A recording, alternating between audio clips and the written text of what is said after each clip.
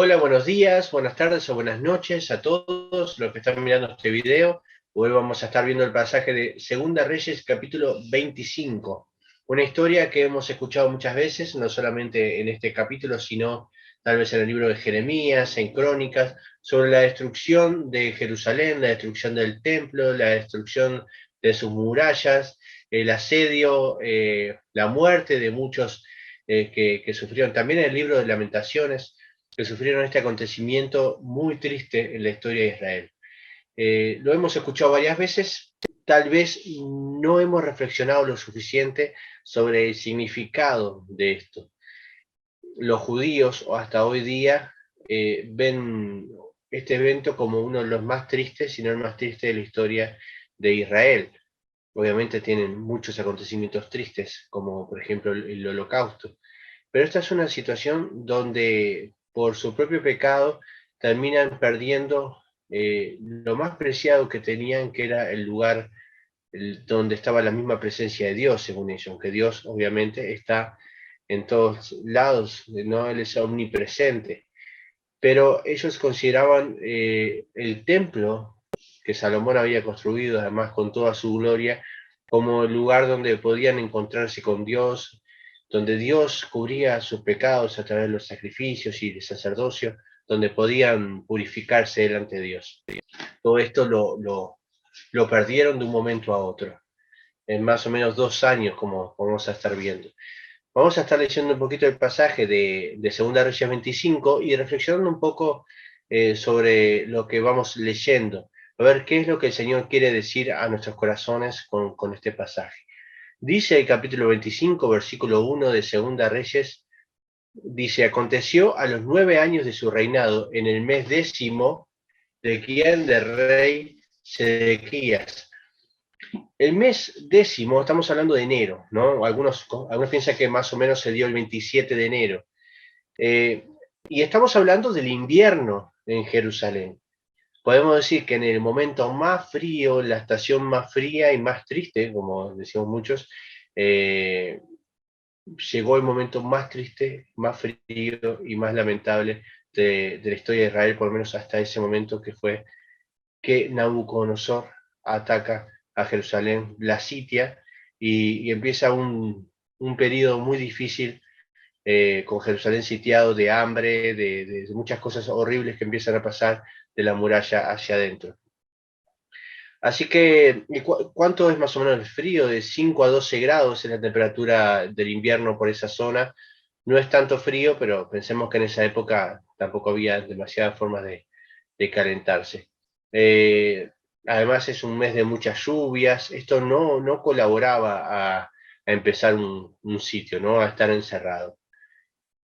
Dice: a los 10 días del mes, que Nabucodonosor, rey de Babilonia, vino con todo su ejército. No era una parte de su ejército, sino que era todo su ejército contra Jerusalén, y la sitió.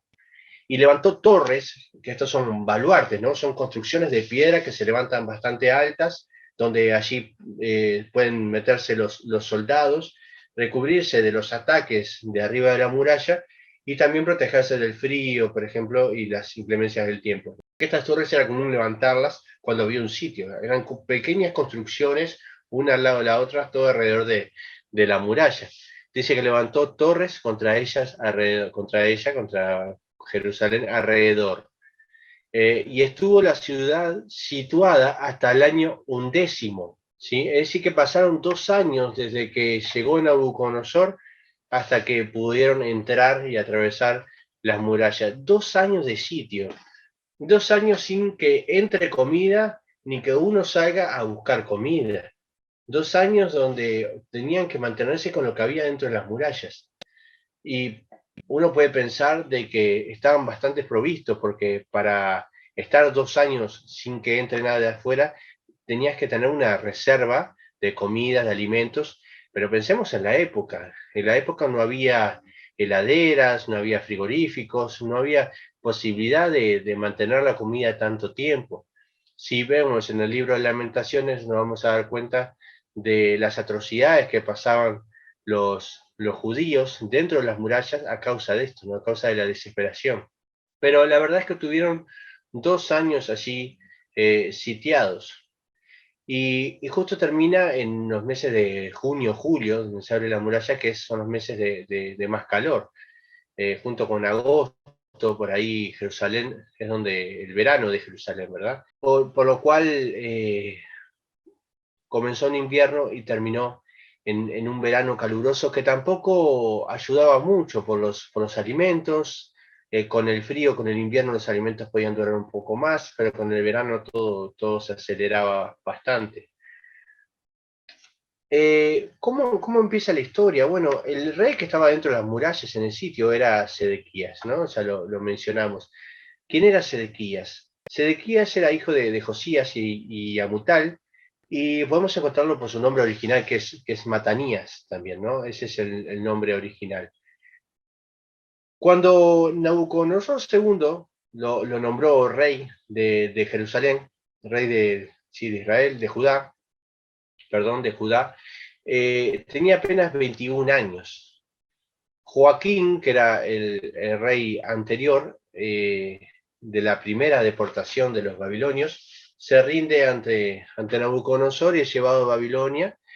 Y Nabucodonosor pone a Sedequías, o Sedecías, como también lo podemos encontrar, a cargo de lo que es Judá. Ahora Judá es una provincia de los babilonios que paga tributo, ¿sí? Que paga tributo a Nabucodonosor. En ese tiempo encontramos que hay dos profetas.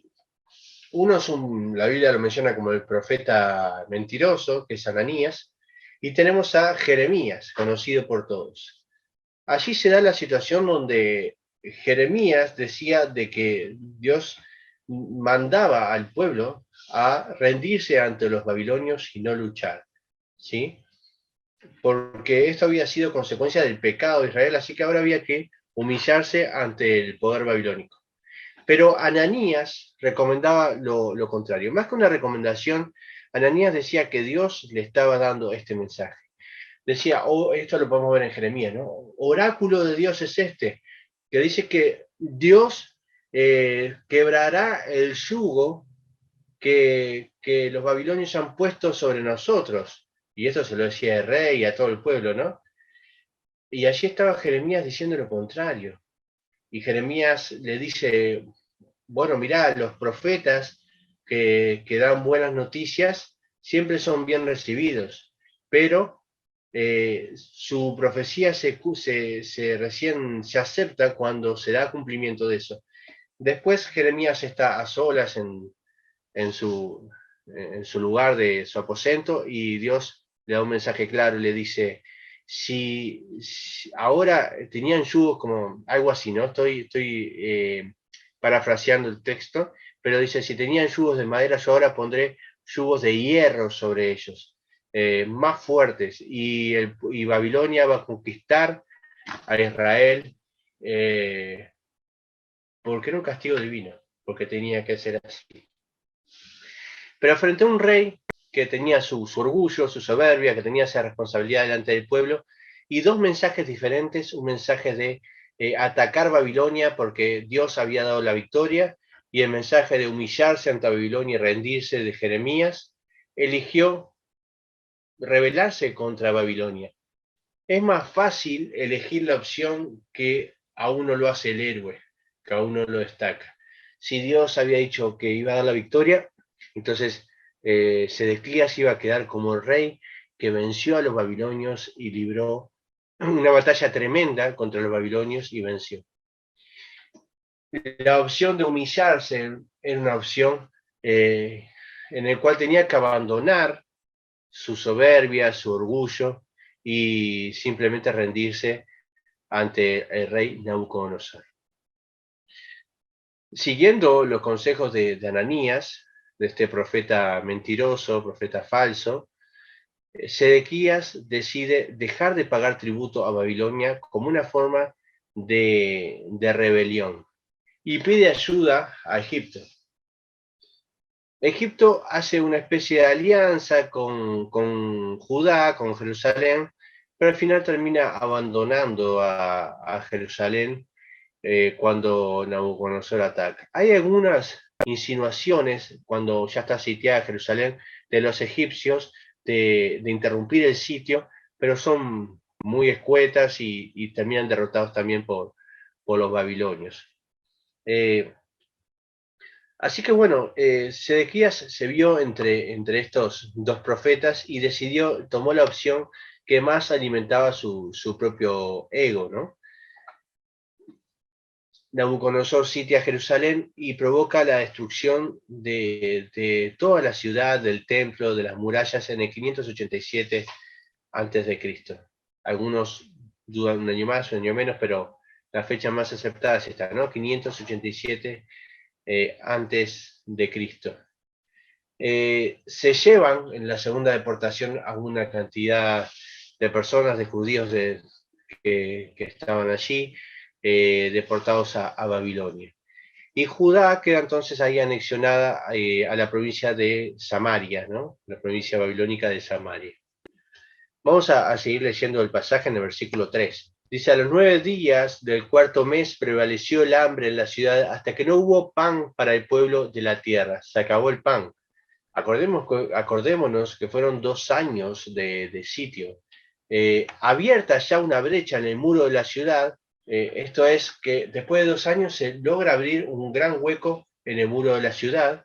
Eso es una brecha. Para que se considere una brecha en un muro tenía que tener por lo menos unos 12 metros de diámetro, como para poder entrar y no ser atacados en un callejón. No tenía que haber tenía que ser un hueco bastante grande, ¿no? No nos imaginemos que era un agujerito, una muralla, ¿no? Eran 12 metros por lo menos que tenían que derribarse para que un ejército pudiera entrar a las murallas. ¿Cómo se lograba esto? Bueno, con el golpe del ariete. El ariete eran unos palos, unos troncos enormes que se hacían, que con cuerdas se iban amacando, iban pegando contra los muros, iban pegando contra los muros y de así el muro se iba resquebrajando hasta abrir un agujero allí, ¿no? Era una forma que se usaba en esa época, que usaban los babilonios y que se sabe hoy día que esa fue la forma en que entraron a Jerusalén. Había varios sistemas para defenderse de esto. Comúnmente se construían murallas internas a una distancia de la muralla principal y se hacía una fosa entre muralla y muralla, cosa de que si pasaban la primera muralla tenían primero una gran fosa y después otra muralla más pequeña, pero con mayor protección. El tema es que el pueblo de Israel estaba tan debilitado que ese trabajo se ve que no pudieron hacerlo. Obviamente Jerusalén no era solamente la muralla que se podía ver de afuera, habían diferentes muros internos, la ciudad vieja de Jerusalén también tenía sus murallas, ya desde Salomón, David y Salomón, acordémonos que las murallas de Jerusalén no las construyeron los judíos, ya los jebuseos, cuando fueron atacados por David, habían construido unas murallas. Después David extiende esas murallas y Salomón extiende aún más las murallas, entonces, mientras que se van extendiendo las murallas, también se van formando murallas internas. Más que murallas, muros internos.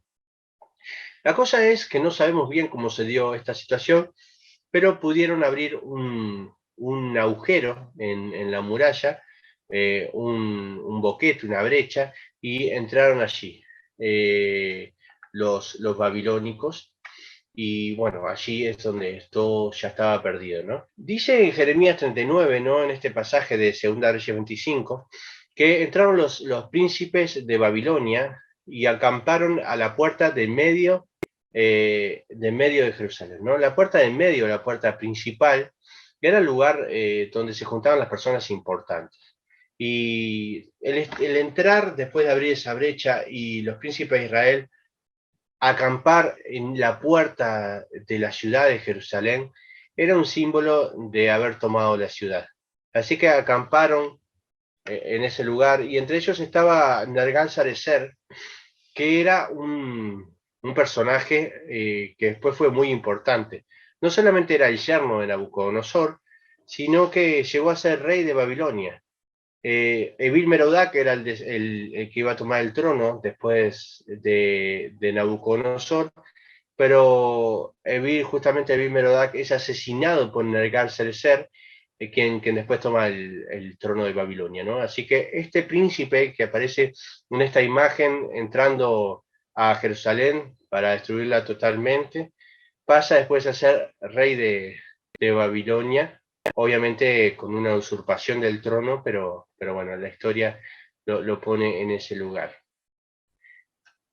Vamos a seguir leyendo, dice: abierta ya una brecha en el muro de la ciudad, huyeron de noche todos los hombres de guerra por el camino de la puerta que estaba entre los dos muros. Miren, unos muros internos junto a los huertos del rey. Esto es al jardín del rey, ¿no? Estando los caldeos alrededor de la ciudad, y el rey se fue por el camino del Arabá. Hoy día se descubrieron algunos pasajes subterráneos en Jerusalén, una cueva que se le llama, bueno, la cueva de Sedequías, la cueva de Sedecías, que se piensa que es por ahí donde huyó hacia la zona hacia el camino del Arabá, ¿no? Pero esto no se sabe bien, hay diferentes discusiones o debates entre los arqueólogos si realmente esto fue algo que pertenecía a la época de la destrucción del templo. Arabá es la región del Mar Muerto, ¿no? Muy significativo en ese tiempo, que Sedequías, frente a la muerte inminente, se vea corriendo hacia la zona del Mar Muerto. Y el ejército de los caldeos siguió al rey y lo apresó en las llanuras de Jericó. La llanura de Jericó es donde está Gilgal. La Biblia nos habla muchas cosas de la llanura de Jericó por el evento donde está Josué con el pueblo por entrar y atacar Jericó. En el Gilgal hubieron acontecimientos que son opuestos a este acontecimiento que estamos viendo ahora, ¿no? Fíjense que en ese lugar, en Gilgal, Dios vuelve a circuncidar al pueblo, como una señal del pacto que Dios tenía con ellos. Pero ahora el pacto de Dios se había roto de alguna manera. Sedequías, que después se muere en la cárcel, es el último rey de la dinastía de David. El pacto que Dios había hecho con el pueblo tenía que ver con que ellos, bueno, cuidaron la tierra, con que siguieran sus mandamientos, y Dios les iba a dar una tierra donde fluye leche y miel, donde todo iba a ser prosperidad para ellos. Pero ese pacto ahora se había roto. En Gilgal se circuncidaron para fortalecer el pacto que Dios tenía con el pueblo, el pacto que Dios había hecho con Abraham. Ahora ese pacto se veía roto en el mismo lugar.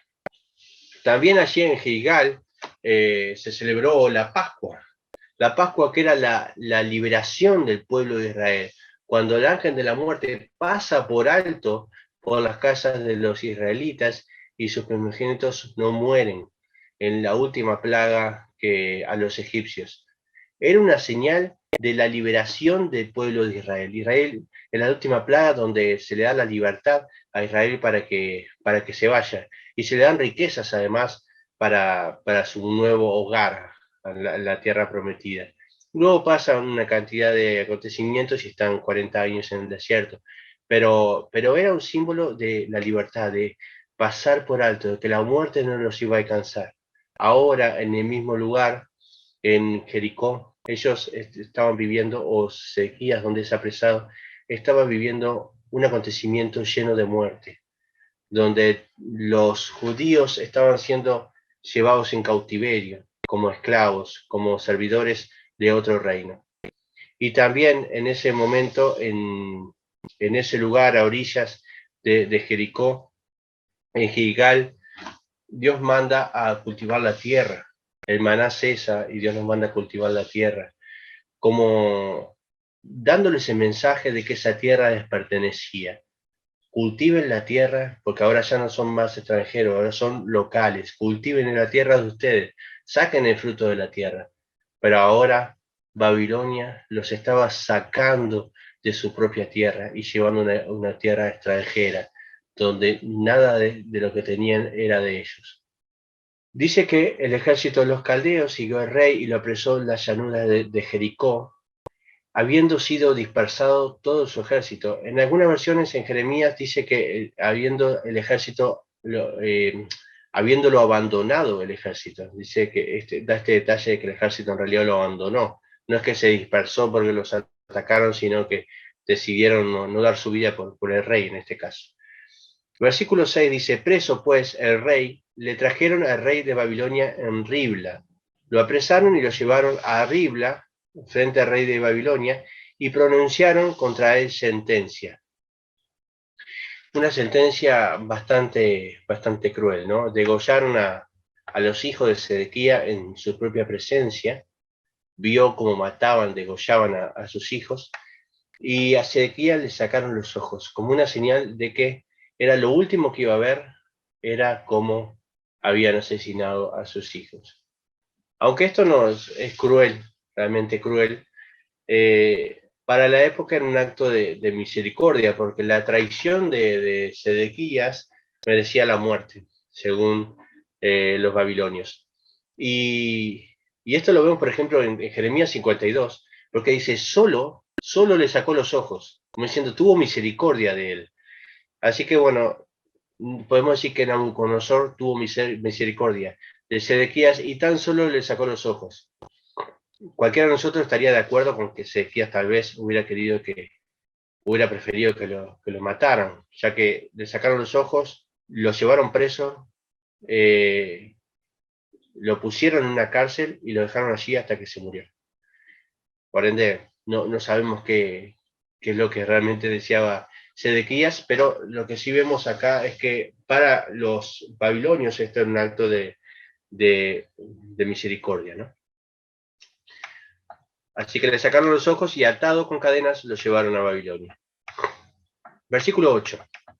En el mes quinto, a los 7 días del mes, siendo el año 19 de Nabucodonosor, rey de Babilonia, vino a Jerusalén Nabuzaradán, el capitán, el principal, el comandante del ejército de Nabucodonosor, capitán de la guardia, siervo del rey de Babilonia. Y quemó la casa de Jehová y la casa del rey y todas las casas de Jerusalén y todas las casas de los príncipes quemó a fuego. Y todo el ejército de los caldeos que estaba con el capitán de la guardia derribó los muros alrededor de Jerusalén, y a los del pueblo que habían quedado en la ciudad, a los que se habían pasado al rey de Babilonia y a los que habían quedado de la gente común, los llevó cautivos Nabuzaradán, capitán de la guardia. Destruyó absolutamente todo, no quedó nada, ni las murallas de Jerusalén, ni las casas reales, ni el templo. Prendió fuego todo. Imagínense en aquellos viendo cómo todo se volvía cenizas. Toda la gloria de Jerusalén se volvía cenizas. Dice, más de los pobres, versículo 12, más de los pobres de la tierra dejó Nabuzaradán, capitán de la guardia, para que labrasen las viñas y la tierra. Dejó a los más pobres para que sigan trabajando la tierra en un lugar ahora totalmente asolado, ¿no? Totalmente cubierto por las cenizas. Ellos tenían que trabajar la tierra y comer de la tierra que producía. Versículo 13 dice, y quebraron los caldeos las columnas de bronce que estaban en la casa de Jehová. Las columnas de bronce tenían un gran significado, eran dos columnas gigantes que estaban en las puertas del templo de Salomón, que tenían por nombre Jaquín y Boaz. Y Jaquín y Boaz significaban la firmeza de Dios, Jaquín, y la fuerza de Dios. Por un lado la firmeza de Dios y la fuerza de Dios estaban como columnas principales en la entrada del templo de Salomón. Podemos decir que cuando uno entraba al templo de Salomón, simbólicamente se podía leer que Dios establezca firmemente el templo con su fuerza, que Dios establezca firmemente el templo con su fuerza. Y ahora se llevan esas columnas por el bronce, y todo el templo es destruido. Y el templo no se mantiene firme, porque la fuerza de Dios ya no está. Dios ha abandonado a Jerusalén, y Jerusalén está siendo destruida. Y dice, y las basas son el fundamento debajo de las columnas donde se sostienen estas columnas, ¿no? Y también arrancaron las basas, y arrancaron, y también se llevaron, destruyeron el mar de bronce, todo por el bronce, ¿no? Para después, como una riqueza, bronce, oro, plata, todo esto lo fueron separando y llevándoselo. El mar de bronce era ¿cómo puedo decir? Como un vaso gigante, un recipiente gigante de 4 metros, si no me equivoco, 4 metros de altura, tenía como un diámetro de 13 metros, no me acuerdo muy bien, estoy haciendo memoria, pero era muy grande y habían unos bueyes por debajo que sostenían este gran recipiente mirando para los 4 puntos cardinales, y después algunos lugares donde el agua, algunos piensan que a través de los bueyes tenía una especie de canilla, allí salía el agua y los sacerdotes se lavaban y se purificaban antes de los sacrificios. Ese lugar era un lugar que simbolizaba la santidad. Antes del sacrificio, el lavarse, el higienizarse y entrar como limpios a la presencia de Dios, ¿no? A presentar sacrificio a Dios. Así que podemos decir que era un símbolo de la santidad. Pero ahora esto había sido destruido, porque no solamente que el pueblo ya no se había apartado de la santidad, sino que también ahora el sacerdocio ya no iba a estar más. El sacerdocio se había perdido, y se iba a perder durante 70 años de cautiverio, hasta que después Zorobabel y Josué vuelven a, a Jerusalén para poder empezar de nuevo. Así que también se llevan el mar de bronce, que estaba, dice, la casa de Jehová, y llevaron el bronce a Babilonia. Llevaron también los calderos, las paletas, las despabiladeras, los cucharones y todos los utensilios de bronce con que ministraban. Incensarios, cuencos, los que de oro en oro y los que de plata en plata. Todo llevó el capitán de la guardia. Es decir, no solamente prendieron fuego todo Jerusalén, destruyeron el templo, acabaron con las murallas, sino que se robaron todo lo que pudieron sacar. Una de las cosas importantes también que se llevaron los babilonios del templo fue la menorá, que era ese candelabro de 7 brazos que significaba los 7 días de la semana, es decir, hablando de la creación de Dios, ¿no? Más el descanso, ¿no? En 6 días creó Dios todo el universo y en el séptimo día descansó. Esto era lo que expresaba. Pero también tenía un simbolismo que representaba la luz de Dios que se extendía por toda la humanidad. Israel tenía el cometido de ser luz para todas las naciones. Los judíos, Judá, tenía la misión y el objetivo de ser luz para todas las naciones, de que la presencia de Dios llegara a todos, no solamente todos los judíos, sino también a los gentiles. Pero ahora esta luz se apagó. Esta luz había apagado y había venido la noche sobre Jerusalén y los babilonios habían alcanzado la muerte. Así que es una de las cosas que se llevan, es el candelabro de 7 brazos o la menorá. Dice el versículo 17, la altura de una columna era 18 codos y tenía encima un capitel de bronce. La altura del capitel era de 3 codos y sobre el capitel había una red y granadas alrededor. Las granadas, que estaban alrededor con una decoración para que cubría el capitel, son un símbolo de la alianza de Dios y, por ejemplo, en el Cantar de los Cantares también es un símbolo del amor entre la esposa y el esposo, un amor entre el pueblo y Dios. Este amor también se había derribado, esta relación del pueblo con Dios estaba mal, estaban pasando por un momento difícil, el pueblo no estaba obedeciendo a Dios y estaba en pecado, por lo que se hayan robado también estas granadas es un símbolo de ese quiebre en la relación del pueblo con Dios. Eh, Obviamente que esto lo estamos viendo nosotros, lo único que querían los babilonios era el bronce que tenían, ¿no? Así que todo de bronce, dice el pasaje, ¿no? Había una red y granadas alrededor, todo de bronce, e igual labor había en la otra columna con su red. Versículo 18, y se tomó entonces el capitán de la guardia al primer sacerdote, que es Seraía, que también es ejecutado después por Nabucodonosor, juntamente con Sedequías, y al segundo sacerdote, Sofonías, ¿no? Todos estos fueron ejecutados. En el caso de Seraías, aunque a él lo ejecutaron, dejaron libre a su hijo, que es Josadac. Josadac es el padre de Josué. Es decir, que Seraías es el abuelo de Josué, que es el sumo sacerdote después de que salen del exilio, después de los 70 años.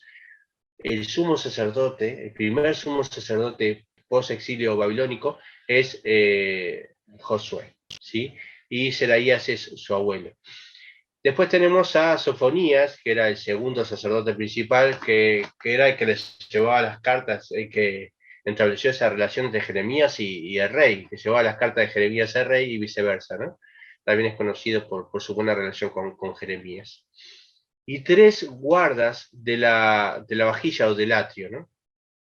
Y de la ciudad tomó un oficial que tenía a su cargo los hombres de guerra, y 5 varones de los consejeros del rey que estaban en la ciudad, el principal escriba del ejército, que llevaba el registro de la gente del país, y 60 varones del pueblo de la tierra que estaban en la ciudad. Estos tomó Nabuzaradán, capitán de la guardia, y los llevó a Ribla, al rey de Babilonia. Ribla era como el centro de Babilonia, ¿no? Y el rey de Babilonia los hirió y mató en Ribla, todos ellos, en tierra de Amat. Esto es interesante porque Amat está en Josué 13, si vamos a Josué 13 es una de las ciudades que Josué no conquistó, y que Dios le dice, mira, quedan tierras por conquistar. Una de ellas era Amat, y nos hace pensar qué hubiera pasado si Israel en ese momento, si el pueblo de Israel hubiese conquistado Amat, ¿no? No sabemos si las cosas tal vez hubieran sido diferentes si hubieran obedecido a Dios en estas cosas. Así fue llevado cautivo Judá de sobre su tierra. Así que fíjense esta tristeza de soportar 2 años de sitio, que termina entrando los babilonios adentro de la ciudad de Jerusalén, y que prácticamente la hagan desaparecer, la destruyan totalmente, se roben todo el bronce, la plata, el oro, quemen la casa real, quemen el templo. Maten a una cantidad. Y otro pasaje que dice que jóvenes, mujeres, ancianos, nada les importó, asesinaron todo lo que tenían en el camino, y los que pudieron sobrevivir fueron deportados, ¿no? Después tenemos, hasta acá tenemos a una Jerusalén totalmente destruida y a un pueblo que ha sido deportado, solamente habían quedado algunos para labrar la tierra. Nabucodonosor entonces, dice el versículo 22, pone a Gedalías al gobierno de Jerusalén, como una provincia, Jerusalén ahora totalmente ocupada por Babilonia, parte de la provincia de Samaria, o una tierra que tenía que sí o sí pagar tributo, una tierra directamente de Babilonia. Así que dice el versículo 22, y al pueblo que Nabucodonosor, rey de Babilonia, dejó en tierra de Judá, puso por gobernador a Gedalías, hijo de Ahicam, hijo de Safán.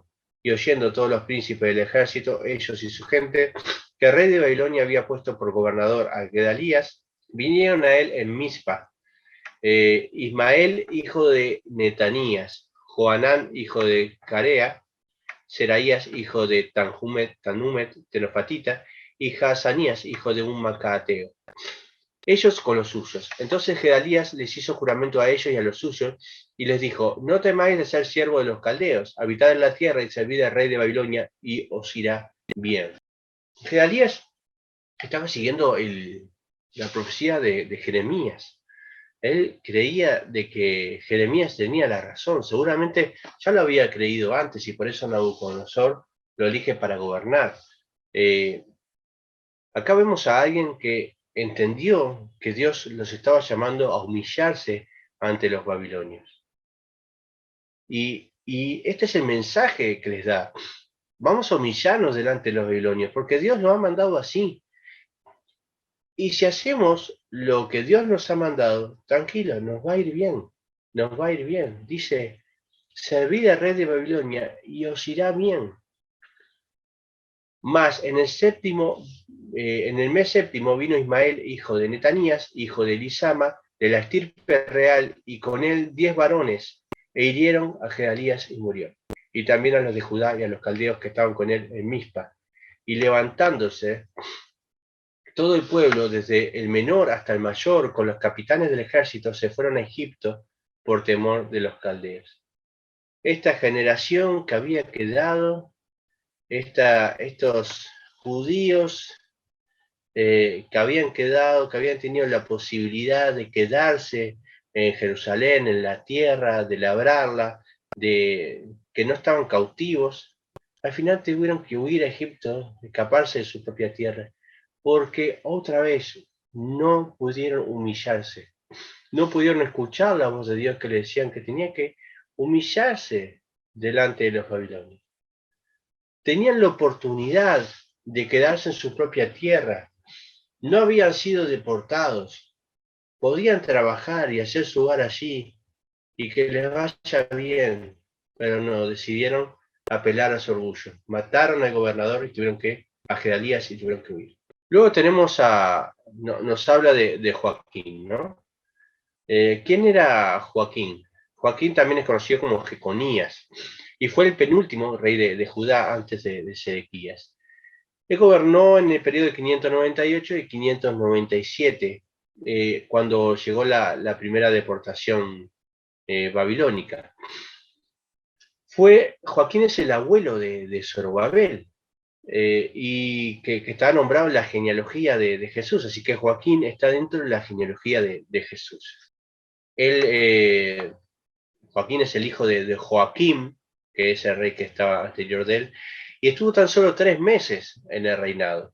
Tan solo 3 meses en el reinado y se entregó al rey de Babilonia, Nabucodonosor II.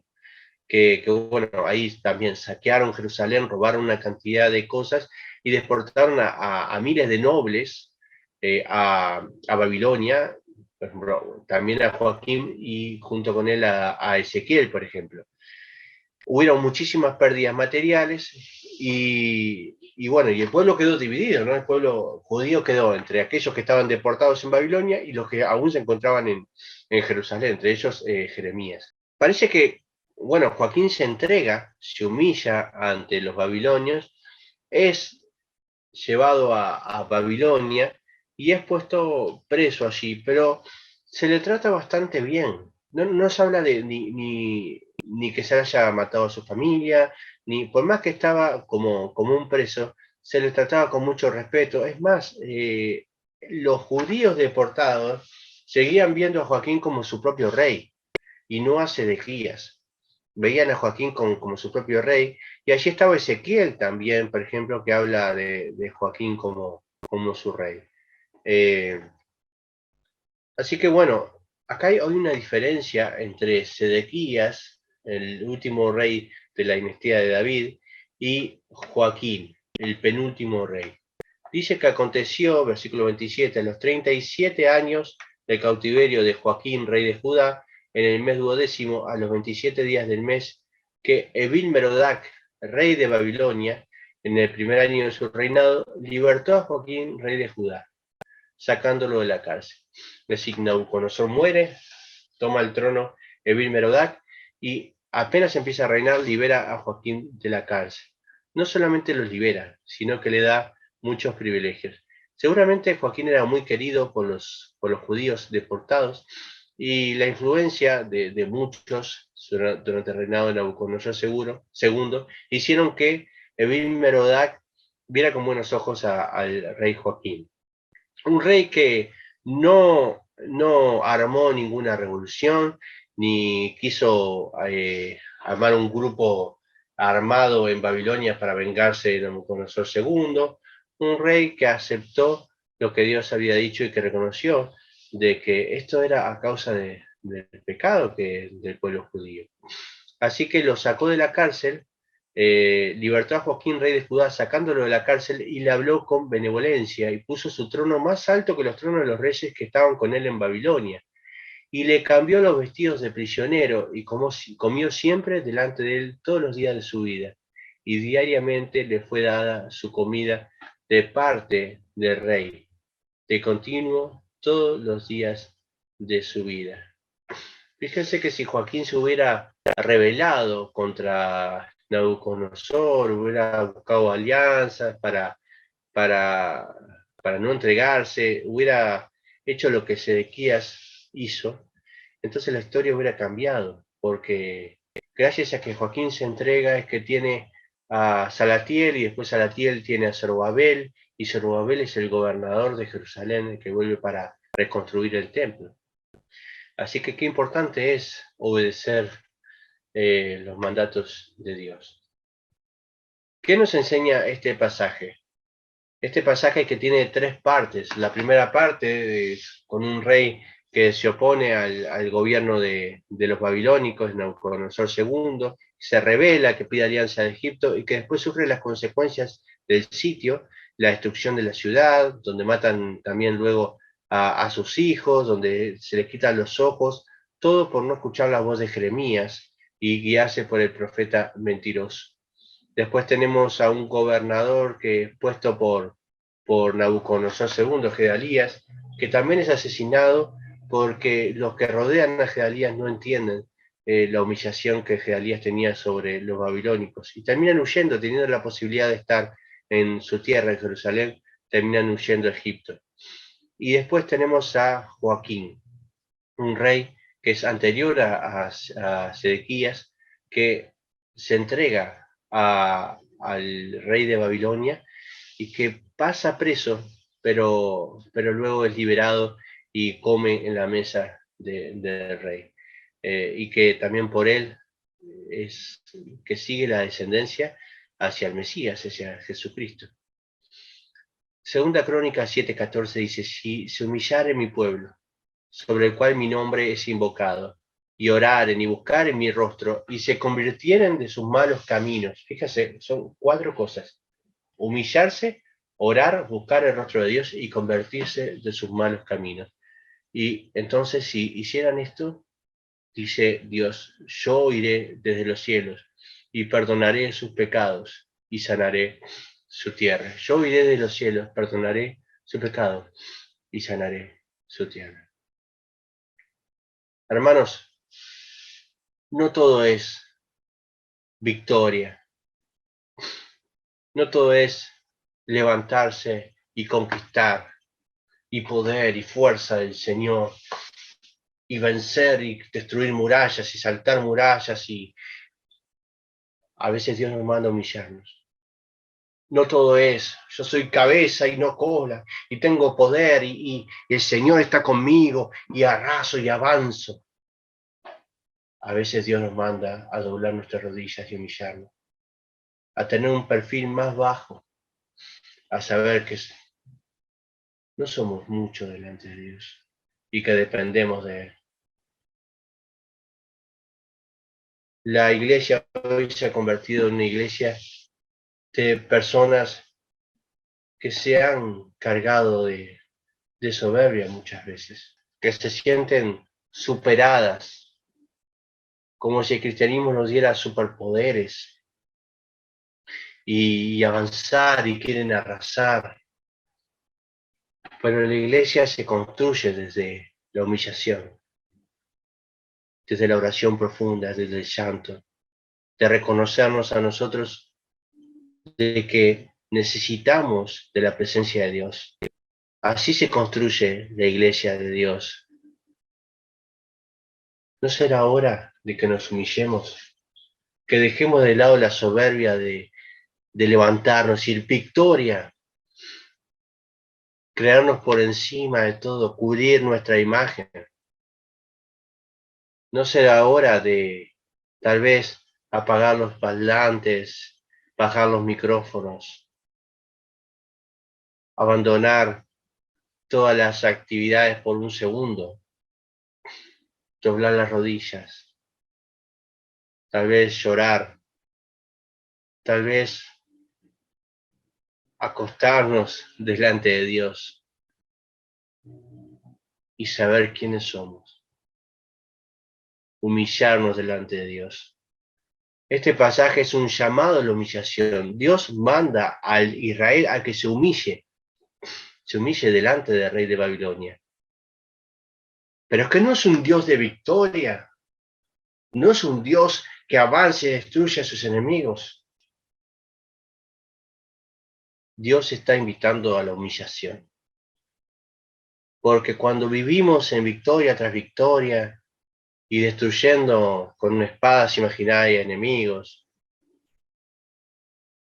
o siempre victoriosos en esta guerra espiritual y el Señor nos da el poder para avanzar, nos olvidamos de doblar nuestras rodillas, nos olvidamos de arrepentirnos.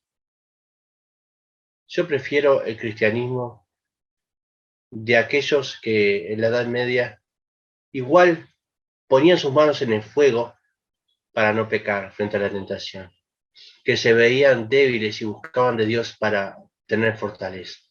Claro que los extremos siempre son malos, tampoco hay que vivir una vida de castigo, de sufrimiento, pero el camino hacia la santidad es un camino de humillación propia, es un camino de humildad, es un camino de buscar el rostro de Dios. Y créanme, hermanos, y ustedes lo sabrán, cuando buscamos el rostro de Dios, Dios no hace más que atravesar nuestro corazón, tocar zonas profundas, cosas que debemos mejorar, cosas que debemos abandonar. Y esto nos lleva a la humillación. No hagamos como hizo Sedequías, cuando el profeta le dijo que se tenía que humillar. Hagamos como Joaquín, que entendió el mensaje de Dios. Hagamos como Gedalías, que entendió el mensaje de Dios. Humillémonos delante de Dios. Pidámosle perdón por nuestros pecados. Oremos y busquemos su rostro. Y convirtámonos de nuestros malos caminos. Entonces Él va a oír desde los cielos. Va a perdonar nuestros pecados y va a sanar nuestra tierra. Que Dios los bendiga mucho.